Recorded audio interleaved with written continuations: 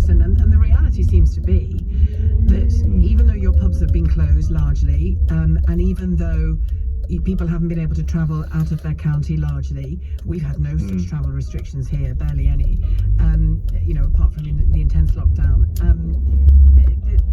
We're all, broadly speaking, in the same boat, aren't we?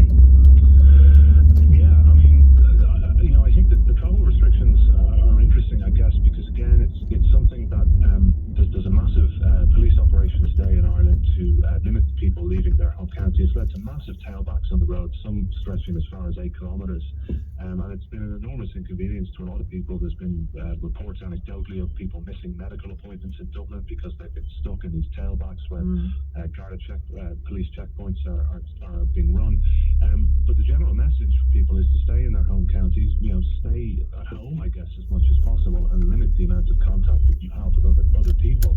But I think what's happening, and it's happening in the UK and worldwide, is people have become fed up with the restrictions, and they would like to return to some degree of normality, particularly as we head into the winter months. But with the number of cases rising, I think there's an acceptance that we also need to play our part, I guess, in trying to reduce the spread of the virus. There's been, for the most part, large buy-in from the general public into public health restrictions, but that is beginning to fray a little bit. We have had anti-mask protests and anti-restrictions protests, and they're growing in number.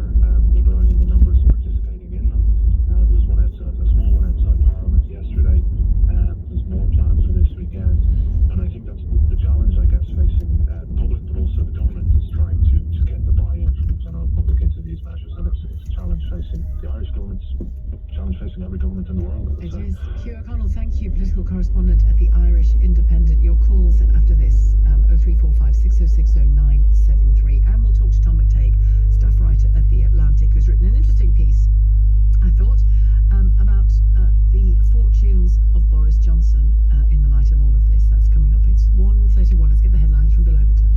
Boris Johnson's defended the government's approach to controlling the spread of coronavirus. It's after the leaders of 4 major northern cities want local restrictions aren't working. The Labour leaders demanding more clarity on which areas are singled out and why.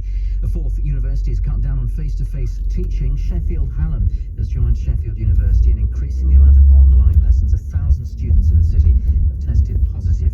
The Green King pub chains closed dozens of venues and cut hundreds of jobs because of lost trade. 79 bars and restaurants will close, with roughly a third of them expected to be permanent. The weather showers over northern, western and central areas, moving further north. Elsewhere, some sunny spells, and just the odd shower in the west. Later, a high of 16 degrees. Coming up next week, LBC will be looking into the many challenges the world is now facing, including climate change, the pandemic, of course, and financial insecurity. We'll be hearing about the vulnerable communities feeling the impact, as well as the positive role humanitarian workers have on the situation as they manage the aftermath and rebuild. That's all next week, thanks to Tier Fund and LBC. You're listening to Sheila Fogarty, and it's 1:32. This is LBC. When you're looking for car insurance, it's easy to get lost in the price comparison universe. It's the best deal out